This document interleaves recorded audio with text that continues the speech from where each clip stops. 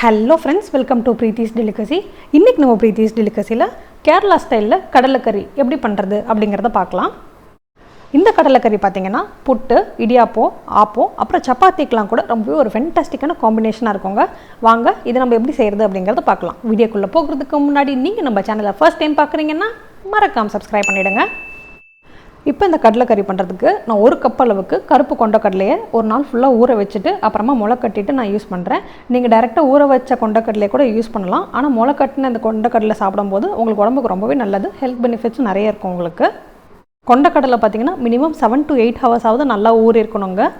இப்போ நம்ம முளை கட்டின இந்த கொண்டக்கடலையை ஒரு குக்கரில் சேர்த்துக்கலாம். இப்போ இந்த கொண்டக்கடலை வேகிறதுக்கு தேவையான அளவுக்கு நம்ம தண்ணி சேர்த்துக்கலாம். நான் ஒரு கப் அளவுக்கு தண்ணி சேர்த்துருக்கேன். இது கூடவே தேவையான அளவுக்கு உப்பு சேர்த்துக்கங்க. உப்பு சேர்த்துட்டு இப்போ நம்ம குக்கரை மூடிடலாம். அடுப்பை மீடியம் ஃப்ளேமில் வச்சுக்கோங்க. ஒரு 6லேருந்து 7 விசில் போட்டுட்டு நம்ம அடுப்பை ஆஃப் பண்ணிடலாம்.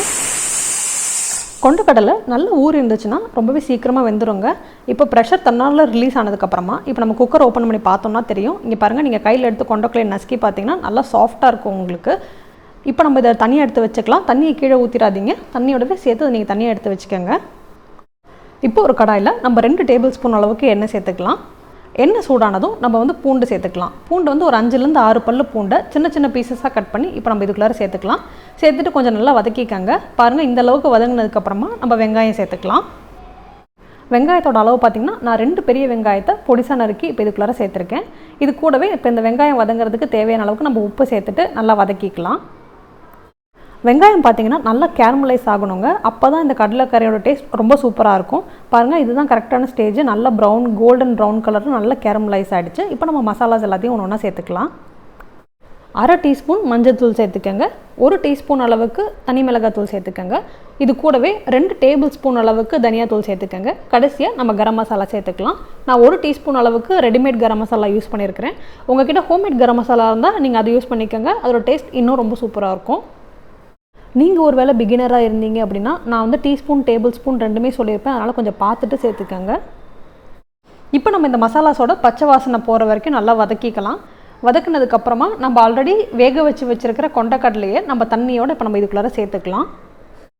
சேர்த்துட்டு இப்போ ஒரு தடவை எல்லாத்தையும் நல்லா கலந்து விட்டுடலாம். கலந்ததுக்கப்புறமா நம்ம இப்போ தக்காளி சேர்த்துக்கலாம். நான் இன்றைக்கி ஒரு பெரிய தக்காளியை ரஃபாக கட் பண்ணி நான் இப்போ இதுக்குள்ளார சேர்த்துருக்கிறேன். இது கூடவே நம்ம கொஞ்சமாக கருவேப்பிலையும் சேர்த்துக்கலாம். இப்போ நம்ம இந்த தக்காளி சேர்த்ததுக்கப்புறமா ஒரு தடவை நல்லா கலந்து விட்டுக்கலாம். கலந்து விட்டுட்டு அடுப்பை மீடியம் ஃப்ளேமில் வச்சுட்டு ஒரு 4-5 நிமிஷத்துக்கு நல்லா கொதிக்க விடுங்க. அப்போ தான் இந்த கொண்டக்கடலை இந்த மசாலா கூட சேர்ந்து நல்லா ஒரு கிரேவி ஃபார்முக்கு வர ஆரம்பிக்கும். பாருங்கள், இது நல்லா கொதிச்சு நம்ம ஒரு நல்ல குழம்பு கன்சிஸ்டன்சிக்கு வர ஆரம்பிச்சிருச்சு. பார்க்கவே ரொம்ப கலர்ஃபுல்லாக இருக்குது. இப்போ நம்ம இதில் தேங்காய் பால் சேர்க்க போகிறோம். நான் இன்றைக்கி 1/2 மூடி தேங்காவை துருகிட்டு கொஞ்சமாக தண்ணி சேர்த்து நல்லா கெட்டியான தேங்காய் பாலாக எடுத்து வச்சுருக்கிறேன். அடுப்பை சிம்மில் வச்சுட்டு இப்போ நம்ம அந்த கெட்டியான தேங்காய் பாலை இப்போ இதுக்குள்ளார சேர்த்துடலாம். தேங்காய் பால் எந்த அளவுக்கு கெட்டியாக இருக்கோ அந்த அளவுக்கு நம்ம கடலைக்கறியோட டேஸ்ட் ரொம்ப சூப்பராக இருக்கும். தேங்காய் பால் சேர்த்ததுக்கப்புறமா நீங்கள் ரொம்ப கொதிக்க விடாதீங்க. அந்த நுரைய வர ஆரம்பிச்சிருச்சு அப்படின்னா கடலைக்கறியோட டேஸ்ட் சுத்தமாக மாறி போயிடும். அதனால் அடுப்பு சிம்மில் இருக்கட்டும். இப்போ லைட்டாக கொதிச்சு அது மேலே வர ஆரம்பிக்கும் பாருங்கள். அந்த ஸ்டேஜில் நீங்கள் கேஸ் ஆஃப் பண்ணிவிடுங்க. இதோ பாருங்கள், இதுதான் பர்ஃபெக்டான ஸ்டேஜ். இந்த ஸ்டேஜில் நீங்கள் கேஸ் ஆஃப் பண்ணிவிடுங்க. கடைசியாக இப்போ நம்ம தாளிச்சிடலாம். இந்த தாளிப்பு தாங்க இந்த கடலைக்கறிக்கு ஒரு எக்ஸ்ட்ரா டேஸ்ட் அண்ட் ஃப்ளேவர் கொடுக்கும். இது ரொம்பவே இம்பார்ட்டண்ட்டான ஸ்டெப்பு. இதை ஸ்கிப் பண்ணிடாதீங்க. ஒரு பேனில் 2 டீஸ்பூன் அளவுக்கு எண்ணெய் சேர்த்துக்கங்க. எண்ணெய் சூடானதும் கடுகு உளுத்தம் பருப்பு போட்டுட்டு இது கூடவே ஒரு 2லேருந்து 3 காஞ்ச மிளகா சேர்த்துக்கங்க.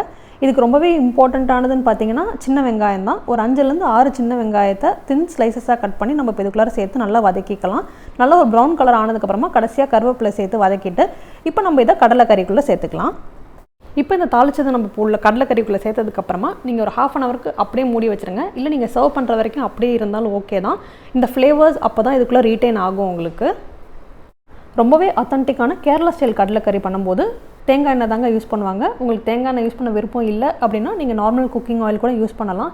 ஆனால் நீங்கள் கோகோனட் ஆயில் யூஸ் பண்ணி இந்த கடலைக்கறி பண்ணும்போது இதோட டேஸ்ட் பார்த்திங்கன்னா அவ்வளோ ஃபென்டாஸ்டிக்காக இருக்கும். புட்டு, ஆப்பம், இடியாப்பம், சப்பாத்திக்கெலாம் ரொம்பவே ஒரு ஃபென்டாஸ்டிக்கான காம்பினேஷனாக இருக்கும். கண்டிப்பாக ட்ரை பண்ணி பார்த்துட்டு எப்படி இருந்துச்சுன்னு மறக்காமல் எனக்கு கமெண்ட் பாக்ஸில் சொல்லுங்கள். தேங்க்யூ ஃபார் வாட்சிங் த வீடியோ. என்னோட ரெசிபிஸ் உங்களுக்கு பிடிச்சிருந்ததுன்னா மறக்காமல் சப்ஸ்கிரைப் பண்ணிவிடுங்க.